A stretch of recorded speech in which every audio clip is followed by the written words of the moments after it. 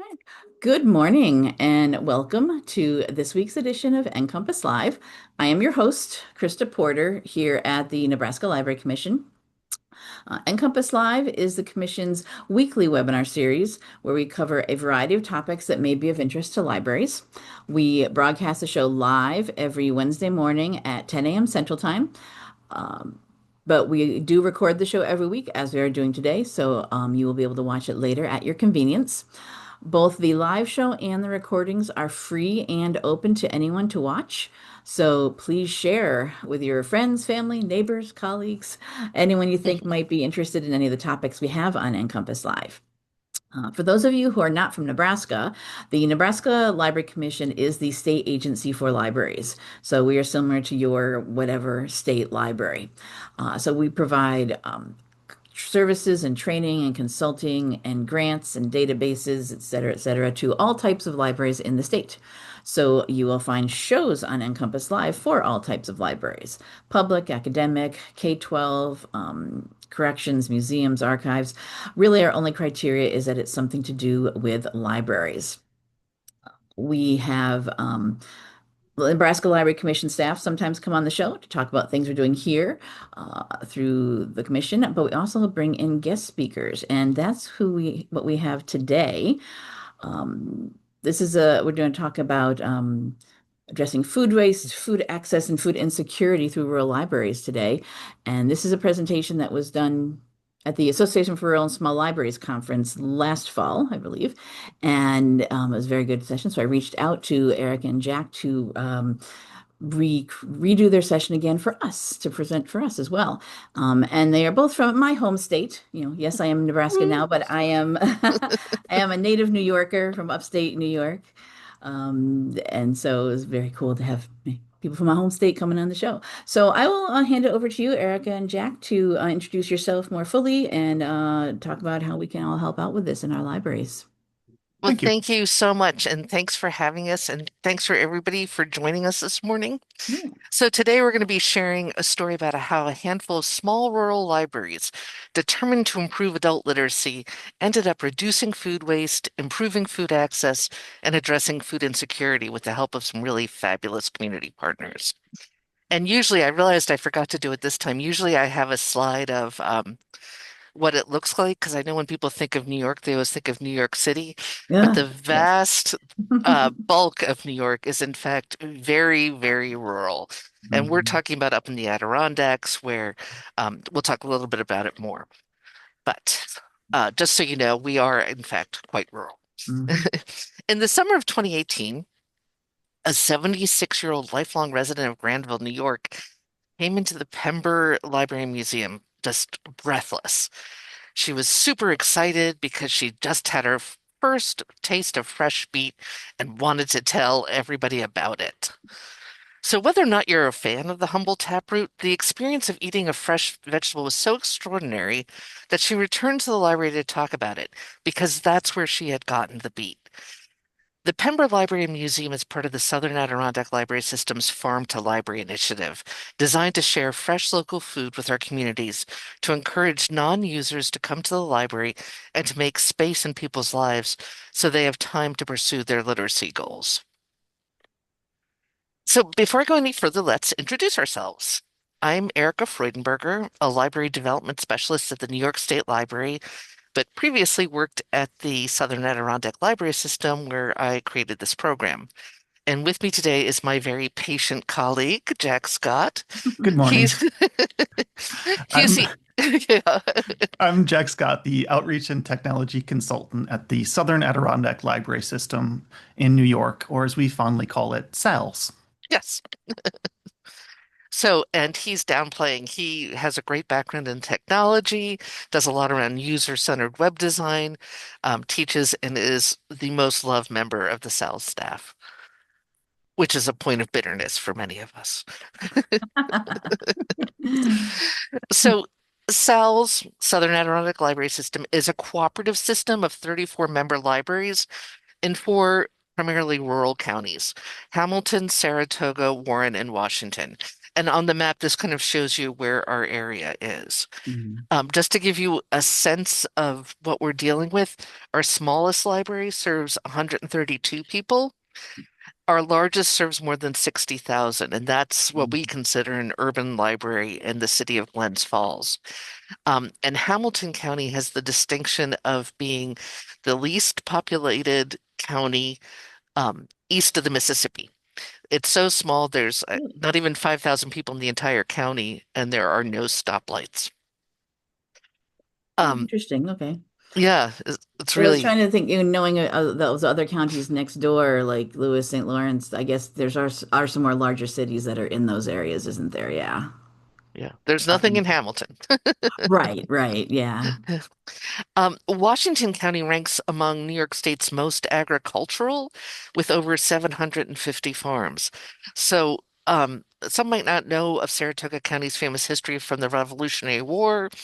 It's renowned for its healing waters or the racehorses, Mhm. but we also have five massive apple orchards in the county. So before we go any further, I'm just curious to know if anybody else here, do you share food through your library? And if so, just go ahead and put it in the chat because I'm always curious to know if anybody else is doing that. Feel free to post your name, library, and what you're sharing in the comments. It's been really interesting to see over the years. We started this back in 2017 and to see how things have changed and how many more people are now sharing food, which we think is really terrific. It is something I have heard of libraries doing. Yeah. Uh, Ooh, Omaha has a seed library. Super yes, cool. that is very popular in Nebraska. Definitely, we have lots of libraries doing seed libraries now. Yeah, love it. Love it.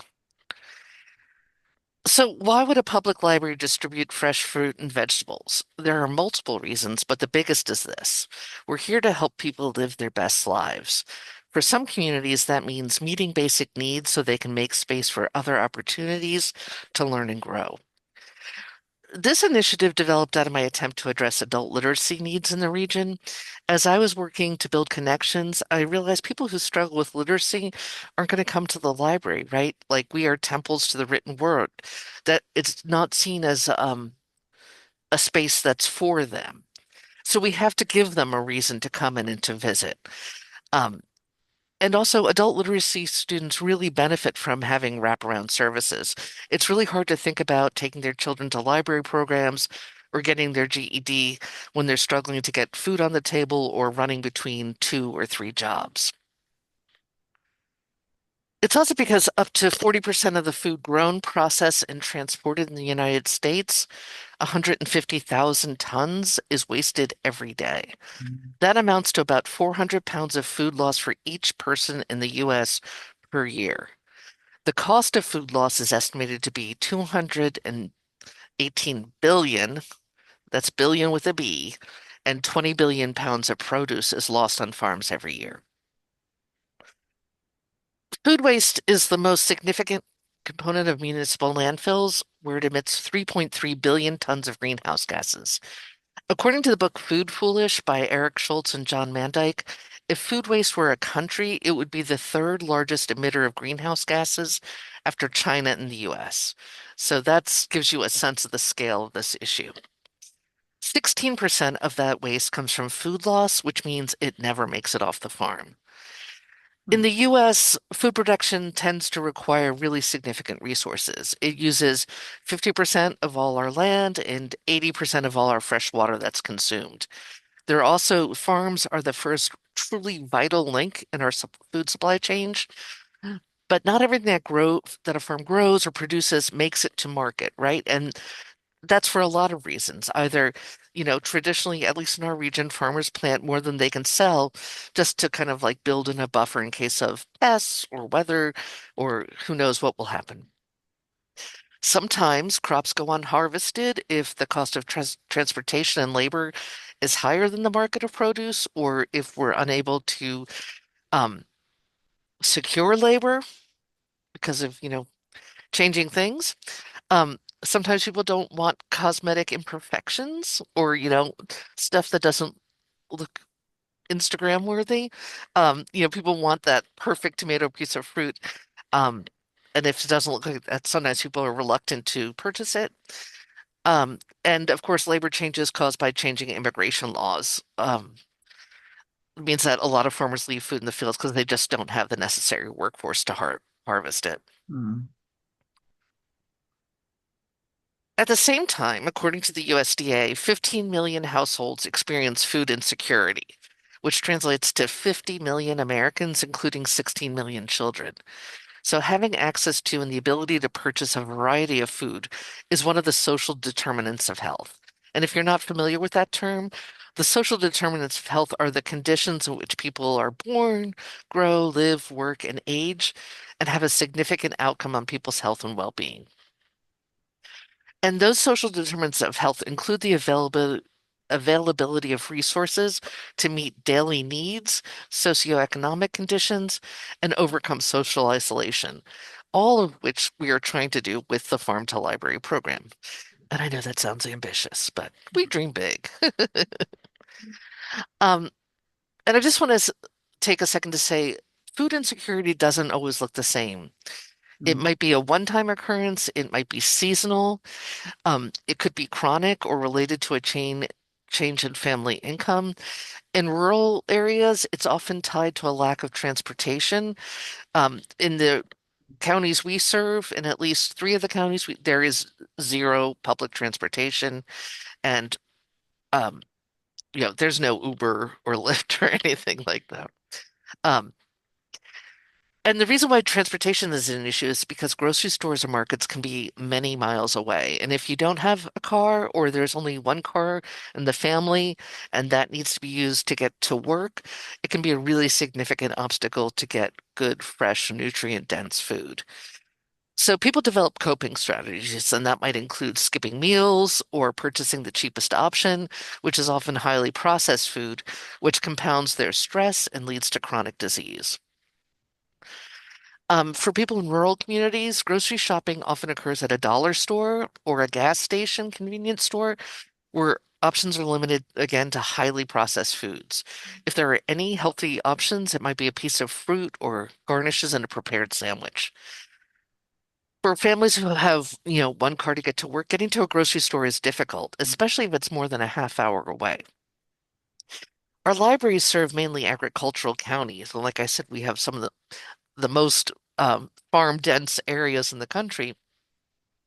Yet, despite an abundance of fresh local produce that's exported elsewhere, many of the towns and villages in these counties don't have access to the phone grown nearby and really limited access to grocery stores.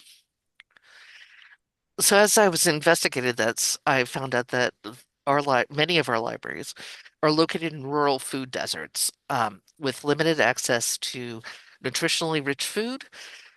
Public transportation is non-existent, and like I said, there's no Uber or Lyft.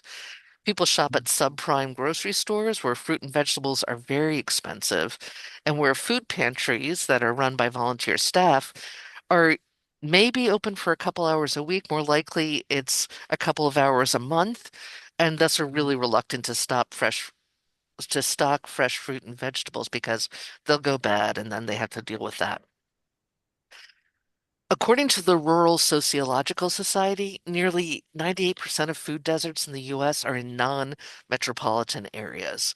This was a huge surprise to me because I grew up in a food desert in Baltimore City, and I always thought of Mm. them as an urban issues. It never occurred to me, because I had no experience living in the country, that was an issue there. Uh, Unfortunately, federal funding is based on population counts, which means rural areas have fewer resources to address food insecurity and access. At the same time, local community health organizations are often alarmed by the rise in chronic disease and poor health in our region. They're concerned about ongoing learning, development, productivity, and physical and mental health challenges that are created by food insecurity. So in Washington County, where six of the 13 participating libraries are located, 32% of the population is obese and 11% have diabetes. Poor health often results in missed days at work, and for many, this means no pay at all for that time because people don't have sick time, right? They're working Mm. hourly wage jobs. In addition, annual healthcare costs in households with moderate to severe insecurity are $500 to $1,000 more a year than for those that are food insecure for food secure. Mm. Um, so given this set of challenges, uh, what are small rural libraries to do? So there are three parts to this initiative. The Southern Adirondack Library System works with community stakeholders to create partnerships to address issues of concern in our region. And that's a big part of what Jack does with outreach. So we partnered with Comfort Food Community and Capital Root Squash Hunger Program, which provides the food that we share at our member libraries. We're not purchasing or handling any of the food. That is done entirely by our community partners. Our member libraries are responsible for displaying and sharing the food, as well as promoting the program and keeping statistics about how many people use the program. And that we then report to our partners because they need that for their funding, because this is all grant funded through New York State.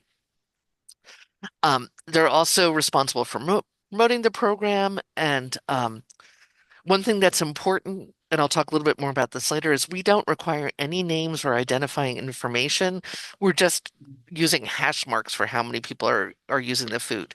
And some libraries ask how many people will be enjoying this food, just to get a sense of, because a lot of times it's going to families, so we have a better sense of how many people are really benefiting from it. Mm.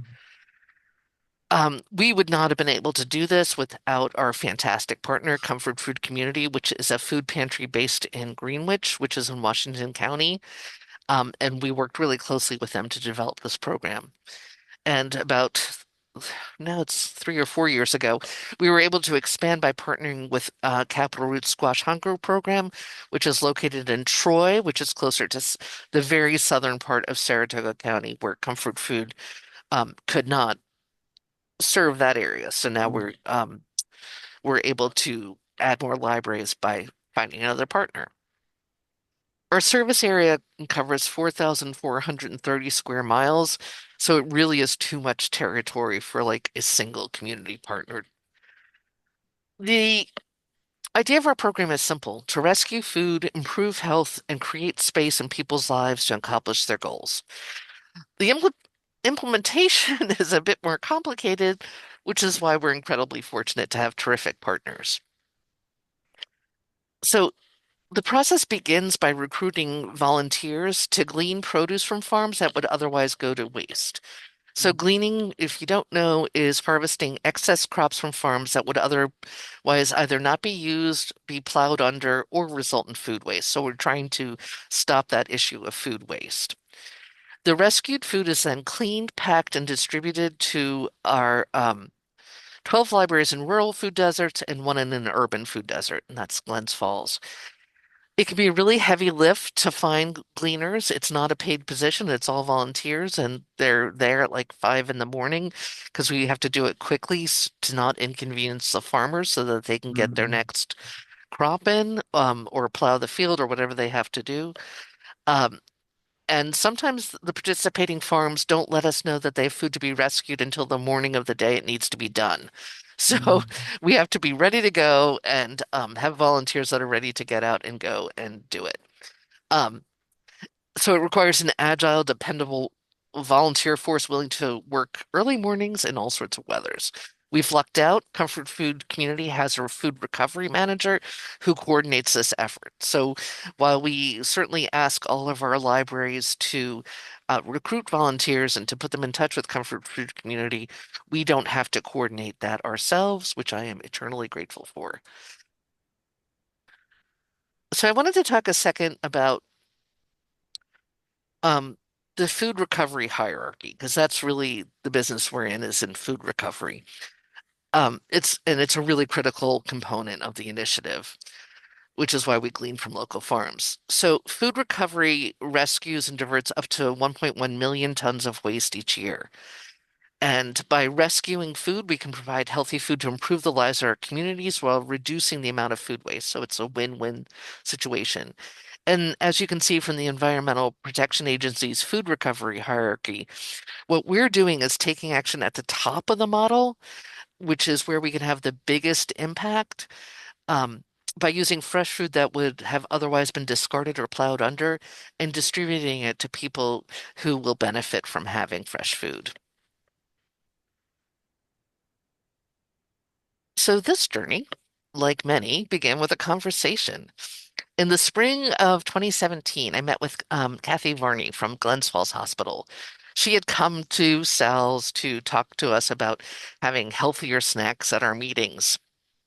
Uh, but as we continued to talk, she mentioned that she had started a collaboration with Comfort Food Community, which had more fresh produce than they can distribute through their food pantry. And they wanted to expand their reach and bring nutritious food throughout the region. And the hospital had grant funding, and so purchased a van for Comfort Food Community. And what they were hoping to do was travel around and distribute it through, senior centers, community centers, all those kind of places.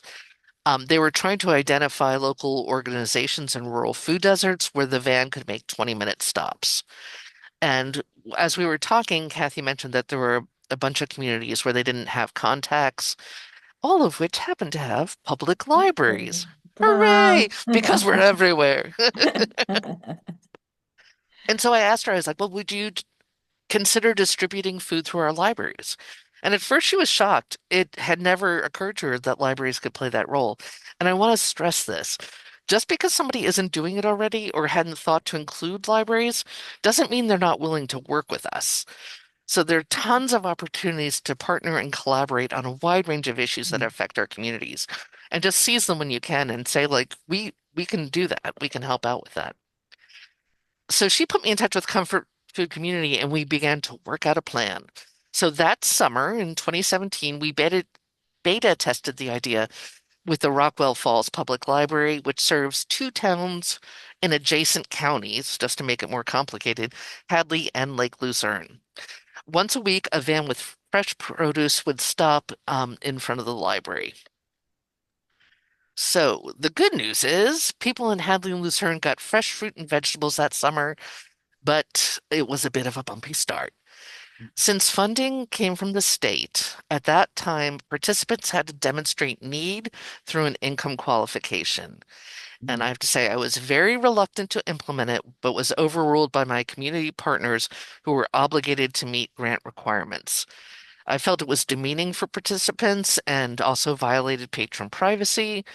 But when I weighed it against the possibility of improving people's lives and developing a relationship with Comfort Food Community, I acquiesced. And let me just say, that was not my finest moment. And I'm happy to say we were able to solve that in the following years. But Comfort Food Community had mapped out about 20 stops to hit during the day. Each visit lasted 20 minutes.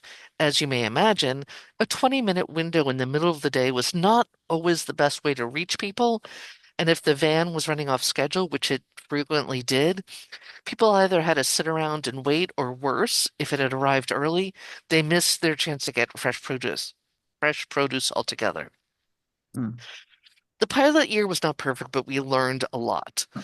One of the things we learned was that all of the library staff at the Hadley Luzerne Library, which is now the Rockwell Falls Library, including the director, qualified for the program, which says a lot about wages in small and rural libraries. And I would love to see that change. That's a whole nother presentation Yep. of its own. Yes. Yep. Whole nother issue. We also learned that despite what experts in serving this community had told us, people had an unquenchable desire for fresh fruit and produce and were willing to try things that they didn't recognize if they were given a bit of guidance.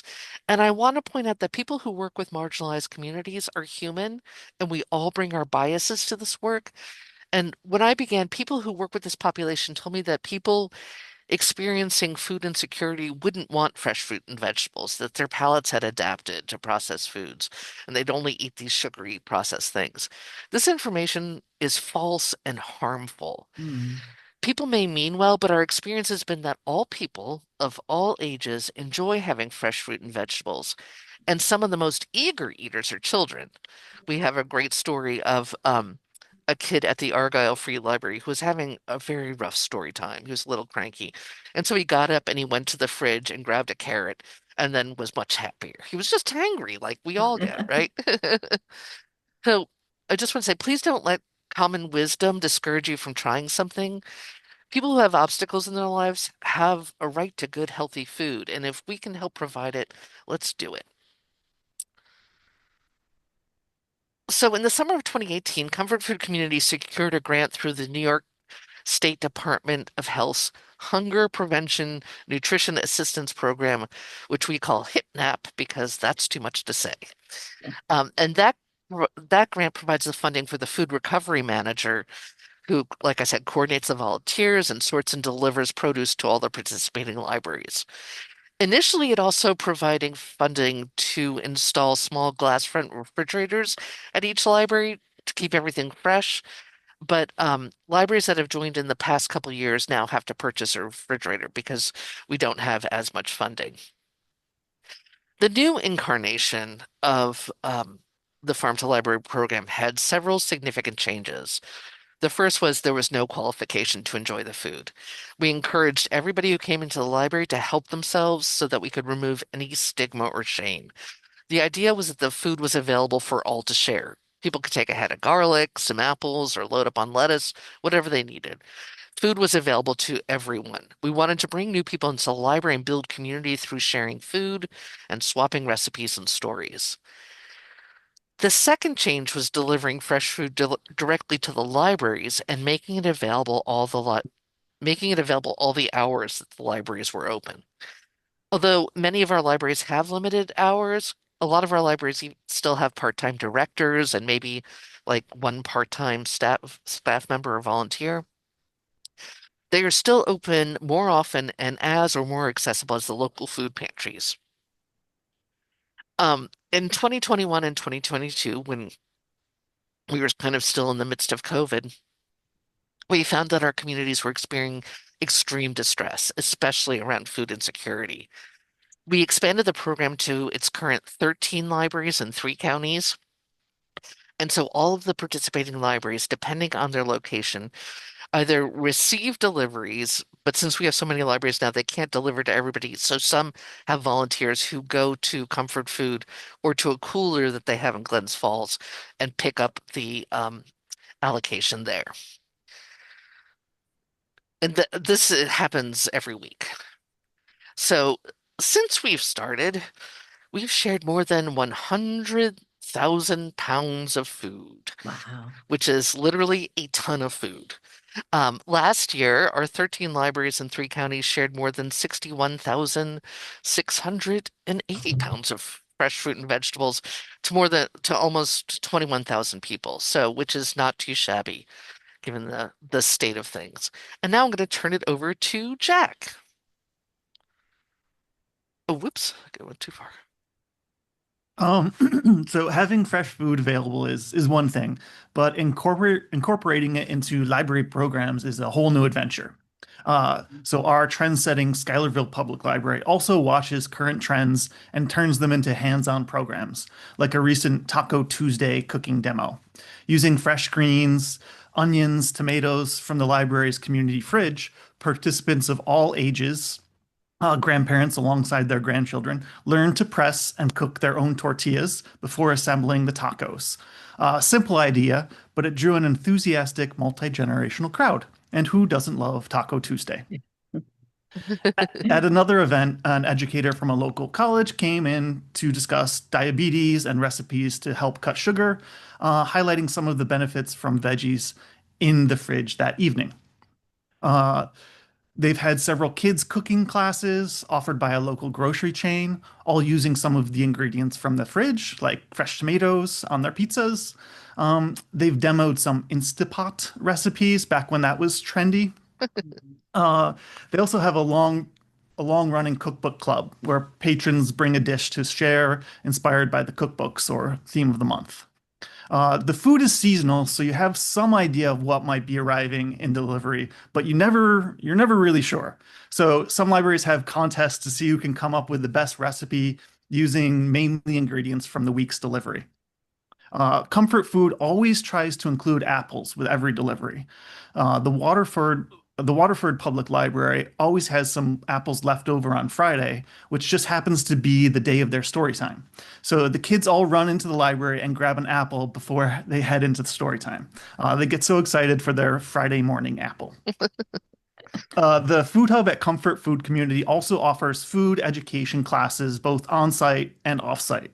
And the libraries have hosted several events, such as smoothie making and chocolate yogurt fruit dip workshops for kids. Mm.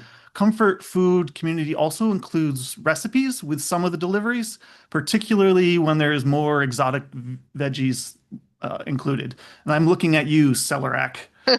Um, it's more than just fresh food. It's also about bringing people together.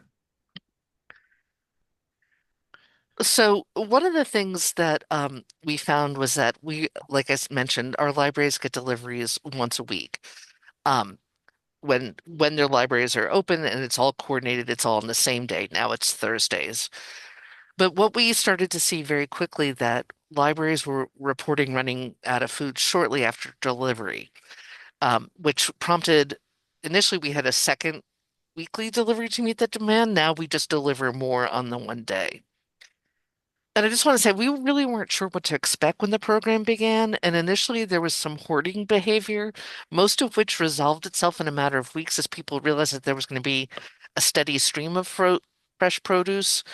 Um, and more recently, due to the stress of the pandemic and added obstacles, we've had some instances where there was not enough food for everyone on the day of delivery, which led to some hard feelings and people taking it out on library staff.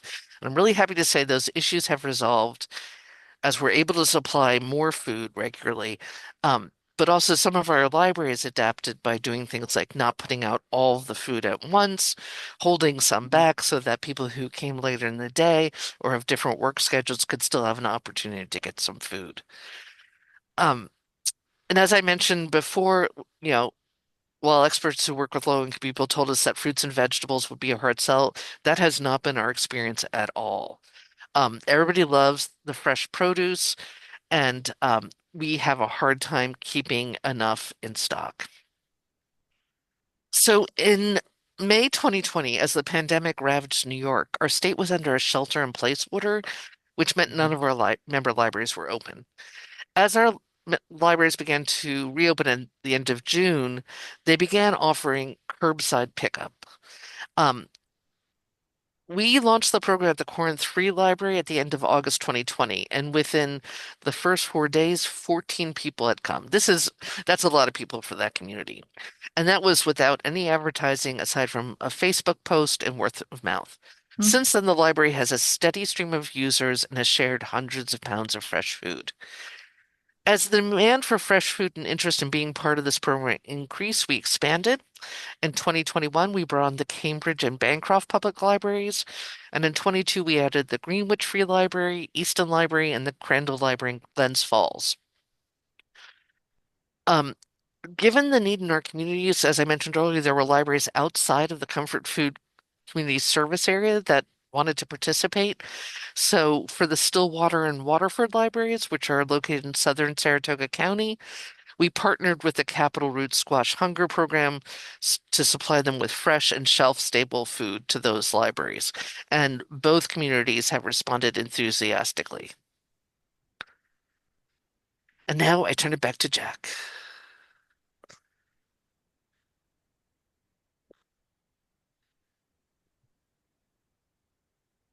Okay.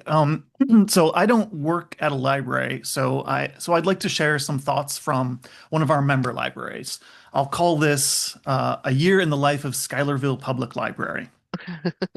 The photo on the left shows the smaller fridge they began with, alongside the larger fridge they now have, thanks to grant funding through this program. This is essentially what their setup looks like. They never know what type of foods will arrive from partners, so it's always a fun surprise. Some items can be unusual. Watermelon radishes, mashed potato squash, bok choy, while others like potatoes and apples are familiar ingredients. Occasionally, they receive grocery type items such as yogurt, eggs, or bread when stores have surplus. It's often surprising how many vegetables are unfamiliar to patrons, but they are always willing to give them a try and later report how much they enjoyed them. One of the regular Thursday patrons likes to challenge herself to create a recipe using one of each item available, much like the contestants on the TV show Chopped, while she checks out books. It's always entertaining to follow her brainstorming. One of her ideas, a stir fry featuring snap peas, peppers, broccoli rabe, fresh ginger, oranges, sounded so appealing that the director prepared it for dinner that evening for her family. Uh, Comfort Food Community sends recipes to share with patrons, and the staff has enjoyed helping people come up with dinner ideas or new ways to cook vegetables. Having several foodies on staff, always eager to discuss ingredients, enhances this effort. The library team also frequently checks out cookbooks to anyone taking home produce. Each workday proves rewarding for the staff as they not only put library materials into patrons' hands, but also provide healthy, free food. As the program has grown in popularity, new visitors have started coming to the library specifically for produce, leading to an increase in library users. At monthly small business meetings, library representatives are often greeted with, "Oh, you're the library with the veggies." Uh, Food service has effectively become part of the library's core operations. So typically, a staff member picks up produce each week from the food hub located in Greenwich, which is 15 minutes away, freeing hub volunteers to focus on other tasks instead of making deliveries. During the summer months, the library usually collects 2 loads of produce per week, since the hub offers more in the warmer seasons. The library posts weekly updates on social media to inform the community about the types of produce received. These posts tend to be shared widely, achieving the highest reach of the library's Facebook content. The most popular post garnered over 11,000 views and 80 shares. Impressive for a page with only 1,700 followers. Wow. And Yeah. it featured little more than a photo of a fridge full of produce. As a result, the program generates excellent press and attracts new audiences. Over the past year, the library has relaxed its posting frequency since the service has become well known locally, and additional publicity is no longer necessary to distribute the produce.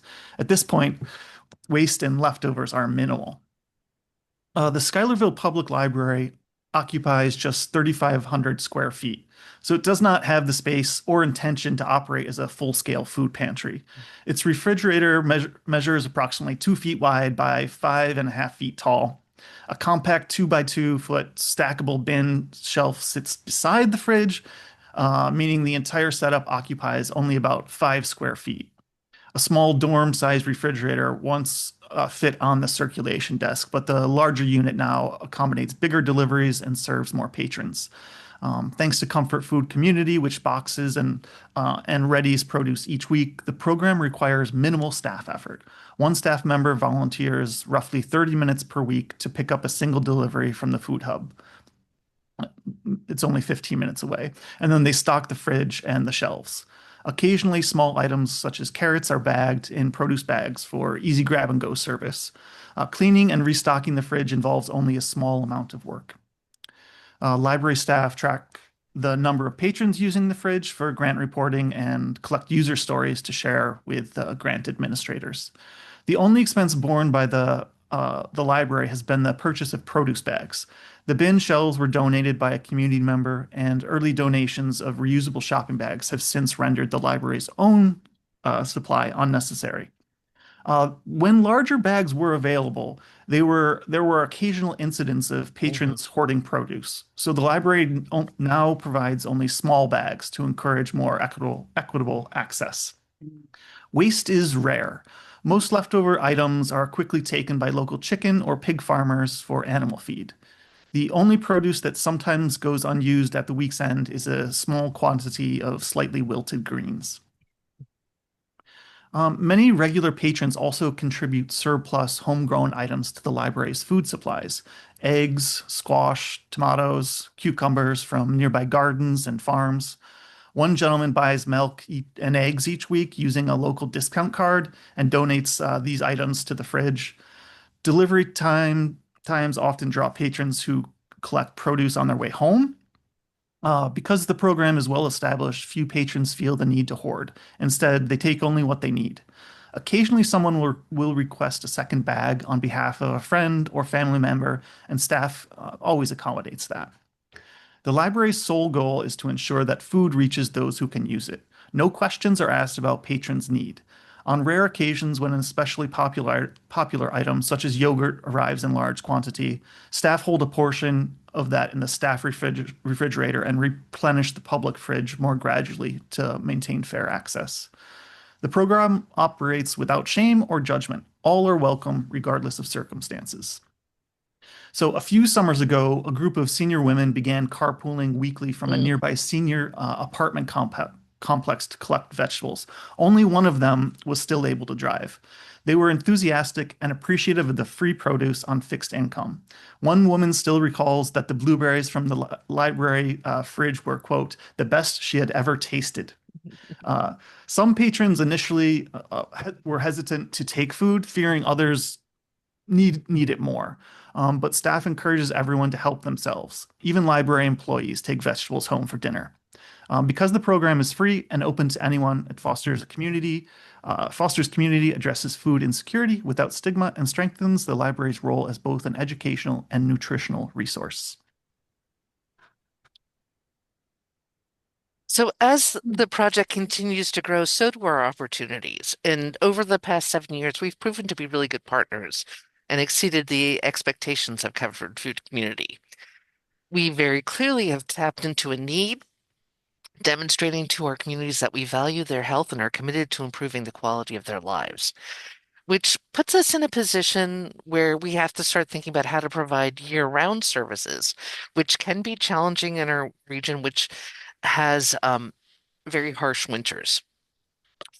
The Pember Library is in the town of Granville in Washington County. It's at the very north part of it. Um, and while Comfort Food is also based in Washington County, they're a good 45 minutes north. I mean, the library is 45 minutes north. And the first time I was going to the library in Granville, I made a right instead of a left, and I was in Vermont. So that's kind of where we are, just to give you a perspective. We tend to get a lot of snow in the winter, so providing regular deliveries is just not an option. But Glens Falls Hospital once again came through and provided grant money to purchase a grow tower for the Pember Library Museum. And that's that kind of very futuristic white column that you see with the uh, hanging lights off of it. Is that like a hydroponics Yep. type thing? It's super cool, Ah, completely contained growing system. So, and the library started with seeds, and once the seeds hatch, they place them in the grow tower. And this allows them to produce fresh greens and herbs to their patrons year round throughout the winter. And then they bag up the greens and keep them in their mini fridge. I've included a Facebook post that was on there because it makes me so happy. The library was post when they've had a delivery or if they've done a harvest of the grow tower. And many of the communities we serve don't have newspapers, so social media is really the primary means of communication. Like Facebook is where people are. So when the library posted about the lettuce and arugula, somebody asked the price. And imagine how happy they were to find out when it's free. Um, in Granville, the Glens Falls Hospital also provided a hydration station. Granville was once a manufacturing town, and so much of the groundwater is sketchy at best. So the hydration station allows people to routinely access fresh filtered water. And the library also now has a couple of shelves where they share shelf-stable products, which is terrific. In 2017, we were fortunate to be 2019, I'm sorry. We were fortunate to be recognized for our work by the Public Library Association um, with the Library Innovation Award, and we appreciated the recognition by our peers. But the big thing was the money that came with it, which allowed us to develop marketing materials to help spread the word about our project. So we worked with a local graphic design team that was producing material for Comfort Food Community so that we would have a similar look and vibe to our stuff, and created bookmarks and rack cards. We distributed them in post offices, doctor's offices, laundromats, through Head Start programs, like anywhere we thought people might go who would benefit from the service. As I said before, there aren't many traditional news outlets in most of the communities we serve. So the graphic designers also created several pieces for social media and website headers for participating libraries. As part of the program, we recognize and champion the amazing farmers in our region. And the past 3 years, our libraries get a weekly update about which farms are providing the fruit and vegetables, which they can then share. They have little plaques where they can show where everything has come from, so people can know where their food came from. Um, and as Jack mentioned, we have tons of recipes. Comfort Food always shares recipes, and sometimes Cornell Cooperative Extensions shares recipes. And we have a Google Drive where we share all of that, our marketing pieces, and other resources like food safety reminders or um, plaques on like what different vegetables look like. So, in the past couple of years, a lot of libraries have contacted us about launching similar initiatives. And if you're thinking about it or interested, feel free to get in touch. We're really happy to Mm. help and to share resources. And now I'll turn back to Jack. So going forward, as Comfort Food says, we don't have a food shortage problem. We have plenty of farms in the area. What we have is a food distribution and storage problem, where Mm. access and logistics prevents the food from reaching those who need it. Comfort Food has built relationships with over 53 farms in the area. These partnerships extend beyond glean food, so they also purchase produce, and they do this to build relationships, but also to incentivize donations. When I was there a few weeks ago, one of the person that organizes the volunteers, he was actually going out the next morning to plant potatoes on a farm's behalf, and then they'll harvest those in the autumn. And one of the things they also offer is cold storage to farms that lack it. So a lot of these farms have don't have any way to keep their produce after they harvested it, and Comfort Food does share their cold storage with them. So that's another way they've built relationships. And we're also thrilled that two more member libraries will be joining the program soon. So the town of Johnsburg is interested in joining, and the Saratoga Springs Public Library is interested in participating. Yay, that's my home public library. Yeah. When I was So a kid, that's where my parents took my sister and I there, when it was the old public library. You all, yeah, they've got the bigger building now, yeah, and I think yeah, they're we doing always some went more there, renovation. and So we you both were ended up becoming librarians, so it's a good a good result of out of it. actually a member of the Sal's. You were under the Sal's umbrella. Yes, yes, born and raised. Yes, Saratoga County is my county. Yeah, my home county. Yes, Saratoga Springs. Um, so there's this growing need, right? So participating libraries report that the program is going great and that nearly all of the food is gone the same day it's delivered. Crandall Public Library reports that about 15 people consistently line up in advance of each delivery, an unmistakable sign of food insecurity in the community. Comfort Foods Farm to Library program is funded by the New York State's Hunger Prevention and Nutrition Assistance Program, HP, Hip nap, HPNAP, HEPNAP. hip Um, nap. and that funding is secure. However, cuts to federal programs like SNAP will directly limit food access for people who need it Mhm. most. Feeding America estimates that each 10% cut in SNAP participation leads to a 25% rise in food bank visits. A 2025 Pew Research study found that 69% of Americans say healthy food has become harder to afford, and 62% say it's a lot more expensive compared to a few years ago. Um, so we'll be seeing more usage. We believe we'll be seeing more usage of farm to library in the future. Mhm. And I'll leave you with this quote from a member library. During our curbside days in the midst of COVID, a mom of three broke down and told me that the farm to library program was a lifesaver. She and her husband had lost their jobs and they didn't know how to make ends meet. She told me how much they appreciated me being there to bring out the veggies and books, even while most other places were shut down. It was a very touching moment and drilled home how important the work we do as libraries really can be. Mhm. So, as part of doing this over the past 7 years, we've learned that there is more surplus food available at local farms and within the food system than we can distribute. So, we just want to Mhm. say scarcity is a myth that we need to vanquish.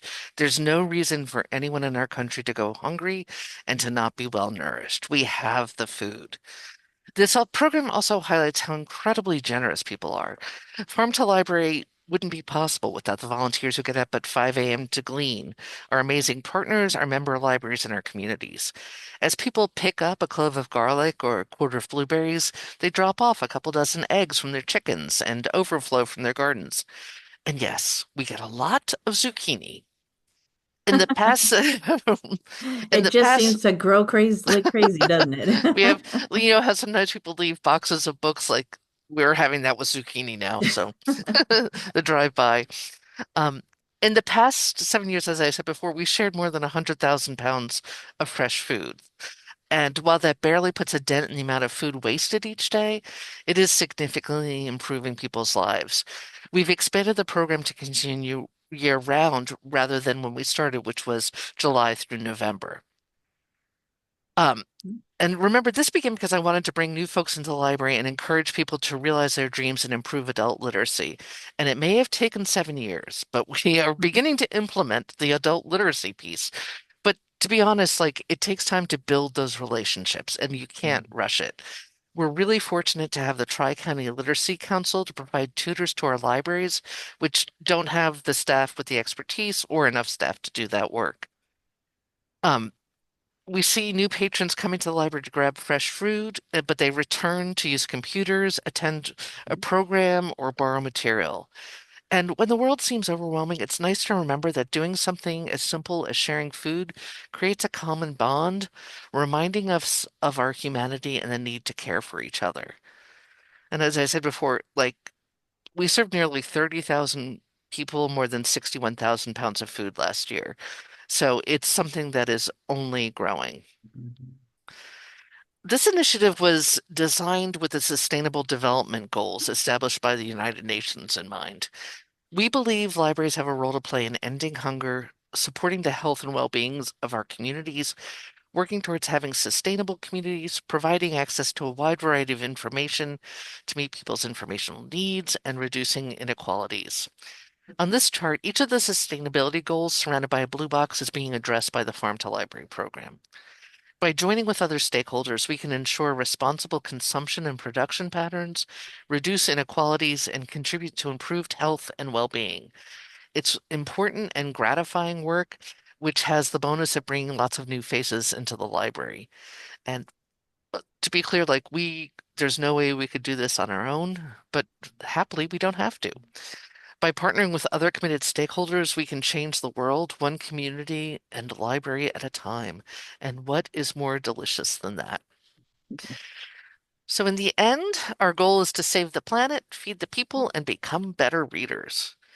We have some resources if you want to learn more. And thank you so much for your time. And we're Mhm. happy to answer any questions you have. Yeah, and I will mention for those resources and everything, these slides will be available afterwards with the recording.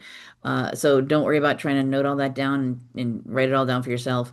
We'll have the slides available for you, so you'll be able to get all that the full information on all of that, everyone. Awesome. Thank you so much, Erica and Jack. Does anybody have any questions or comments or anything you want to share about what you're doing at your libraries and related to this, if you are? Um, I just, thank you for your presentation. Lots of good ideas. Yes. I think so too. I mean, I'm taking notes on things here of like, how can we do something like this? How can we implement it? Um, Also, if people want access to like the recipe, like if you start to do this and have vegetables and you want access to the recipes, we are happy to share all of that. oh, yes.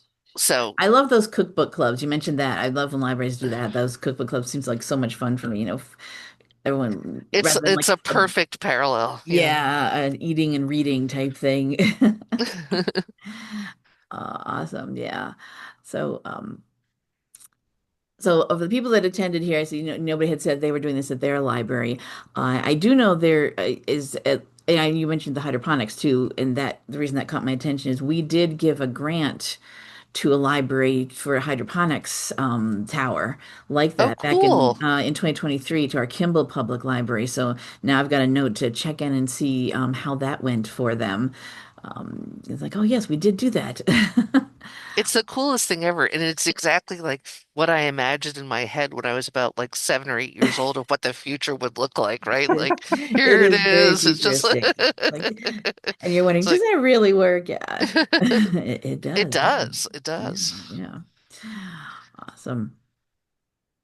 All right. Does anybody have any other questions or anything? Yeah. I am going to pull presenter control back to my screen here, Yep. hopefully, because I do want to show, please create share with, Oh, hang on. I can stop share, first of all. okay. Yep. Uh, where's the, oh, there it is. Share. Okay, cool.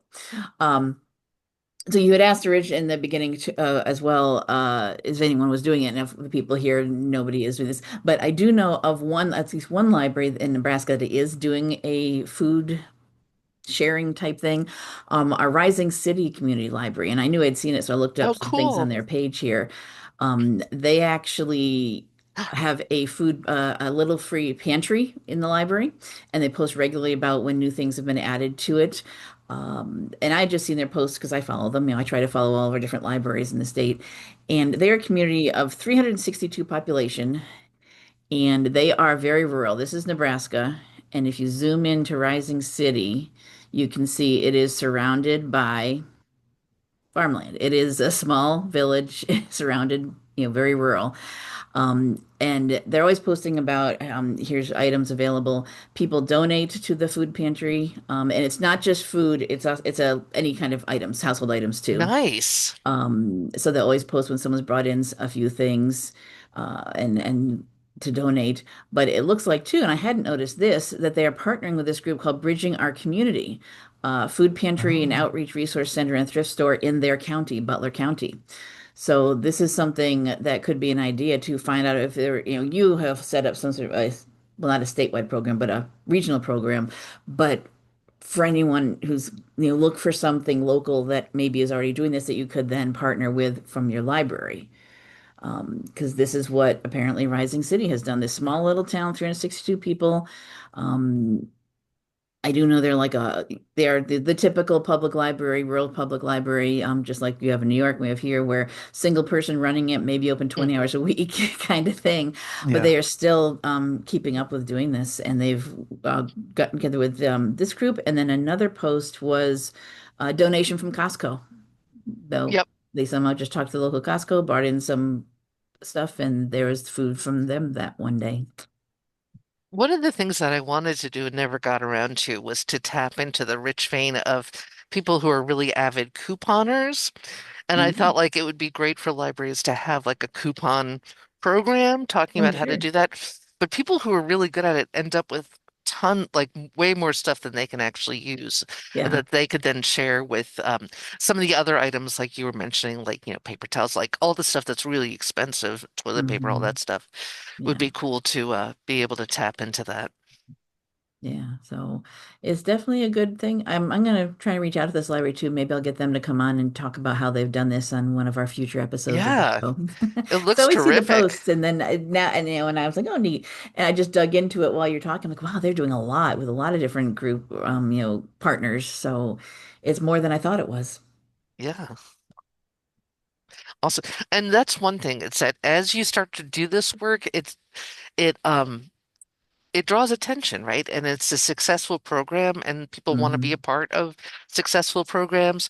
So more people look to get involved and to help out, which is Hmm. really Yeah, it leads to all sorts of other partnerships and opportunities. and that's what libraries are a lot about, doing partnerships to, yeah. All right. Thank you so much. I think we will wrap up our show for today. Thank you, everyone, for being here. Thank you so much, Erica and Jack. You're doing great work there, and I hope this will get more libraries to want to do this in their communities or more states to do it. Or, Yes. it's Let's feed definitely all the people. yeah, feed the people, save the world, Save the planet, save become the better planet. readers. Yes, Yeah. ultimately. And that whole connection with getting people to read the thing, this is something we've talked about with very similar to lots of different programs. You do the thing that's not maybe related to reading, but it becomes a side effect because they just come into the building. So this whole thinking outside the box and just thinking of what is a need in our community, um, that maybe doesn't seem like something library because it's not about books, but the library can do something. They can be the place where they can go for to just to get what they need. And then it, of course, they're going to see the other things the library offers and come back, and then it's a whole cyclical thing. Yeah. And there's a lot of shame when people have literacy challenges that they're not always Hmm. comfortable talking about or don't necessarily know that a library is a place that can help with that. But if Hmm. you're doing this and you're seeing people week after week and you're talking about what you made with stuff, a different kind of relationship To make builds. that So connection. then Yeah. then there's kind of more trust that they feel like then they can bring stuff up. And we found that now at least I think four of the libraries have like really active adult literacy programs going on. Hmm. Yeah. So Makes it did take a while. start It's, somewhere. some of my evil plans take a while to be fully realized, but we're getting there. You get there in the end, absolutely. Awesome. All right. So, thank you so much. I'm going to go back to our main Encompass Live page here. Do my little wrap up for the show as I always do. I did mention we are recording, and you'll have the recording should be available by the end of the day tomorrow, as long as we post our recordings to our YouTube channel, as long as Zoom and YouTube cooperate with me getting that all updated and loaded. If you use whatever is your search engine of choice and type in the name of our show, Encompass Live, we are at the moment the only thing called that on the internet. So you'll find our main page and you'll find our archive page. These are our upcoming shows. But our archives are here right beneath. Most recent one will be at the top of the page. There will be a link to the recording and a link to the slides on here. Everyone who attended today's show and registered for today's show will get an email from me letting you know the recording is available. We will also send it out to our mailing list that we have, and on our social media, we have a Facebook page for Encompass Live. So if you like to use Facebook, give us a like. We post reminders. Here's your reminder to log into today's show, introducing our presenters, and then when our recordings are available. We post in here as well. We also use the hashtag NCompLive, a little abbreviation of our show name, to post on the Library Commission's Instagram as well. So we put announcements out there as well. So keep an eye on there to know when the recording's ready. If you want to see if we've done a show on a particular topic in the past, we do have a search feature here. You can search the full show archives or just the most recent 12 months if you just want something really current. And that is because this is our full show archives. And I'm not going to scroll all the way down because you can see this is a gigantic page. This is our show archives going back to when Encompass Live first premiered, which was in January 2009, which means this is the 17th year of our show. Oh my gosh. And we have all of our shows here. So, do pay attention when you are watching or recording. We have the original broadcast date of all of them on here so you know when they happened. Some of the shows will be fine to watch, stand the test of time, still be good, useful information, but some things will become old and outdated. Resources may have changed drastically or no longer exist. Links might be broken because of that. People will work at different places than when they presented for us. But this is something that libraries do. We keep things for historical purposes, and as long as we have a place to host all of our shows, which right now is the Library Commission's YouTube channel, we will keep them all up there for historical reasons. So just pay attention to those broadcast dates if you do watch any of our recordings. I'll go back to the main page. There we go. So that's it. Okay. All right. So that wraps up today. You see, I've got my June dates in here. I'm getting July dates on. Keep an eye on our schedule here. I'm in talks with people to get other sessions present up on the calendar. But next week, we will talking again about rural library sparking community connections, rural public library partnerships. And April Hernandez, who is from Idaho, will become talking to us about that next week. So please register for that session and any of our other upcoming shows and keep an eye out for as new ones get added. Well, thank you everybody for being here. Good to see you, Jack and Erica. Doing great things in my home state. Awesome. And hopefully we'll see you all on a future episode of Encompass Live. Bye bye. Terrific. Take care, everybody. You do.